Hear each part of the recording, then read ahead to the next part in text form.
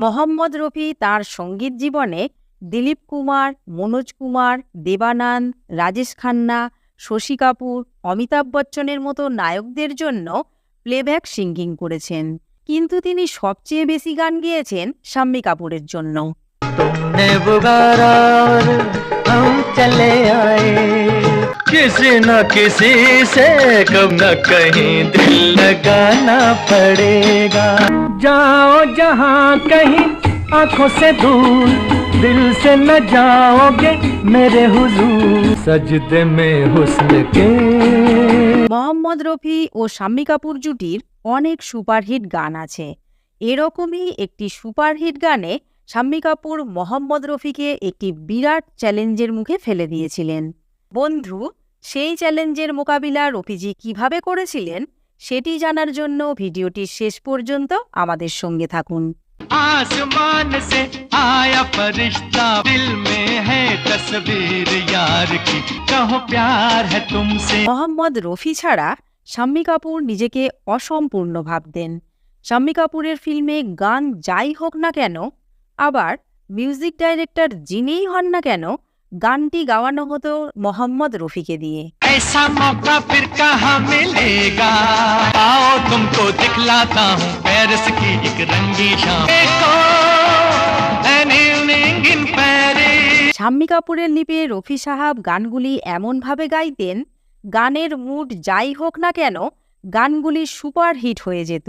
তা সেটি স্যাড গান হোক, दुनिया उसी की वक्त में जो गया हो किसी को, বা রোম্যান্টিক গান হোক, सुभान अल्लाह हंसी चेहरा खुदा महफूज रखे। বা এনার্জেটিক गान হোক। चाहे कोई मुझे जंगली कहे, कहने दो जी कहता रहे, प्यार के तूफानों में घिरे हैं हम क्या करें। শাম্মী কাপুর ফিল্মে যেরকম চরিত্রেই অভিনয় করুন না কেন সকল চরিত্রেই রফিজির গান ম্যাচ করে যেত। সেই জন্য শাম্মী কাপুর তার লিপে গান গাওয়ার জন্য মোহাম্মদ রফিকেই পছন্দ করতেন। 1968 সালে আসে শাম্মী কাপুর অভিনীত এক সুপারহিট ফিল্ম ব্রহ্মচারী। এই ফিল্মটি দর্শকদের যেমন হাসিয়েছে তেমন কাঁদিয়েওছে। এই ফিল্মের মিউজিক ডাইরেক্টর ছিলেন শঙ্কর জয়কিষাণ জুটি, আর গানগুলি লিখেছিলেন হাসরাত জয়পুরী, শৈলেন্দ্র ও রাজেন্দ্র কৃষ্ণ। এই ফিল্মে মোট 6টি গান ছিল, প্রত্যেকটি গানই সুপারহিট হয়েছিল। হাসরাত জয়পুরীর লেখা শাম্মী কাপুরের লিপে মোহাম্মদ রফির গাওয়া একটি গান। दिल के झरोके में तुझको बिठा कर। এই গানটির জন্য Mohammad Rafi best playback singer হিসাবে ফিল্মফেয়ার অ্যাওয়ার্ড পেয়েছিলেন।